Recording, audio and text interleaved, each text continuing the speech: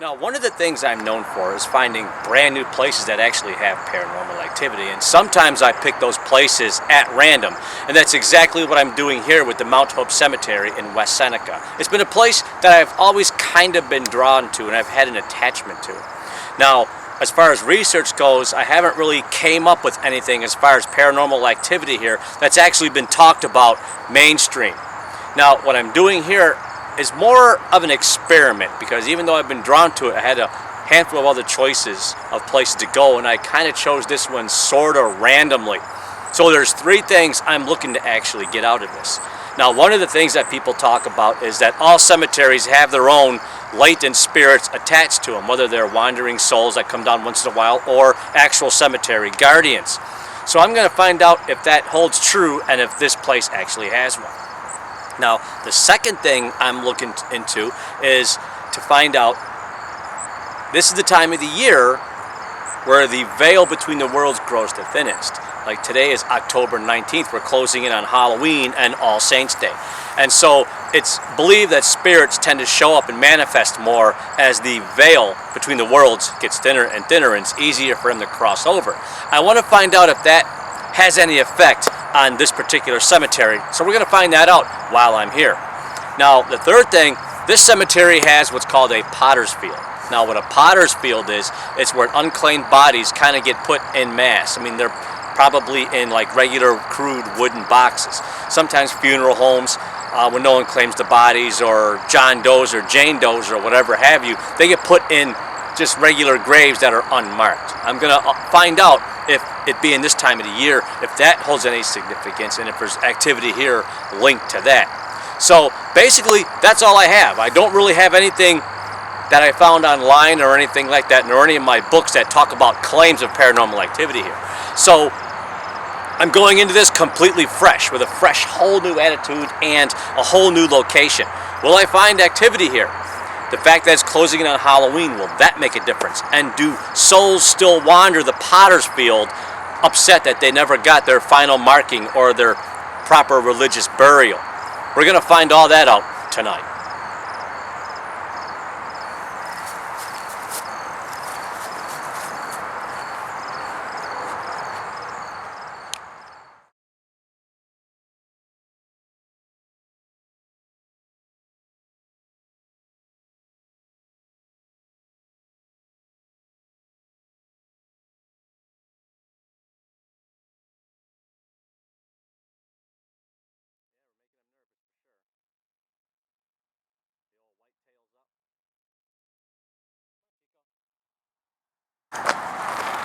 All right, I kind of want to make it known that as I'm approaching the area where I believe the potter's field is, that Chico here is really reluctant to come with me. He keeps stopping.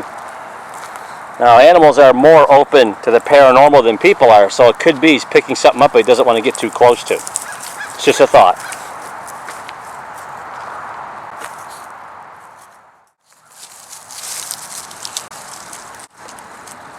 That is definitely an unusual rock formation. Yeah, it is. Looks like backbones. Either backbones or it could be petrified wood too. Yeah, it just looks real weird. Yeah. And then someone definitely rope. Weird, leave a rope right here. Where's this rope? Right there. Right there on the ground. Oh. Yeah, about that. It's just weird. It's a rope like that. It's like almost like a hanging rope. Yeah. That's crazy.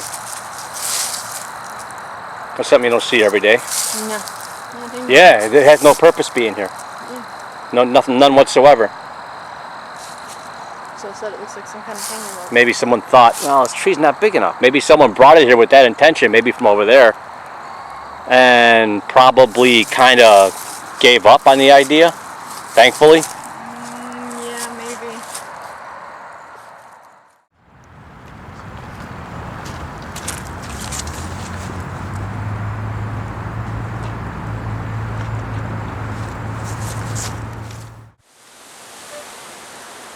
EVP stands for electronic voice phenomenon. It's when you get a disembodied voice on an audio recording device. And we got one here in this cemetery.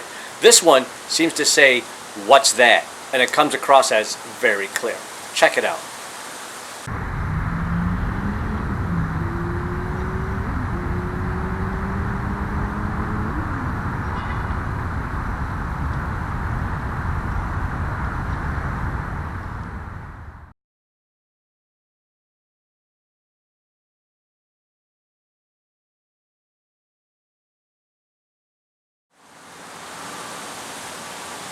Now a VVP stands for video voice phenomenon. It's very similar to an EVP where you get a disembodied voice, this time on a video recording device. Now this one is what we call a Class A VVP, which means it's clear, distinct, and concise.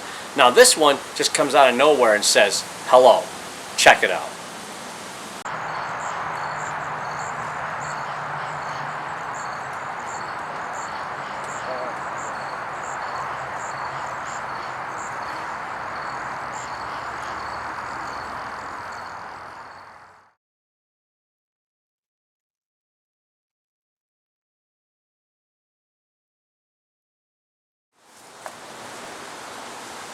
Now it's very common when collecting evidence to get either a VVP or an EVP that you just can't quite make out, and you have to kind of leave it to conjecture. This following VVP is a good example of that because I have no idea what it says. It's kind of mumbly, but I hung on to it, so maybe you can actually figure out what this one says. Go ahead and check it out.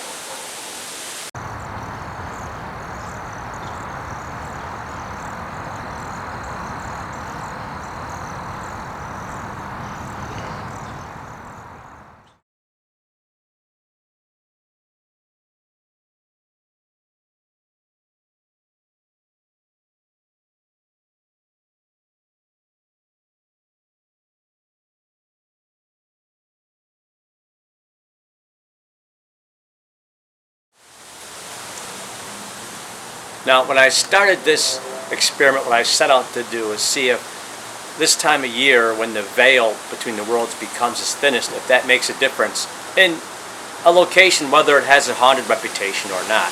So I chose this cemetery that I knew very little about, except for its location and the fact that it's a really nice cemetery. Now, did I, beyond a shadow of a doubt, prove that all cemeteries have spirits, and that all cemeteries at this time of the year, the hauntings ramp up, whether they're known or not? Well, I don't know if I've actually done that. Now, what I did do is collect some evidence from this cemetery that could lean toward, at least at this particular cemetery, and on this particular day, that there were spirits definitely kind of wandering around and that they were willing to communicate with us. So this is no way a guarantee that if you go into any cemetery, no matter where it is, that you're going to get any kind of paranormal activity, be it photographic, an EVP, or a VVP, or a personal experience. Although we did get the one EVP and the two VVPs on this particular day. So the experiment itself wasn't a flop in that I did actually manage to get evidence, but it still doesn't prove that all cemeteries have a haunting or spirits attached to them, although I still do believe that they all do have their resident spirits or guardians. And at least on this particular day, I did get some evidence.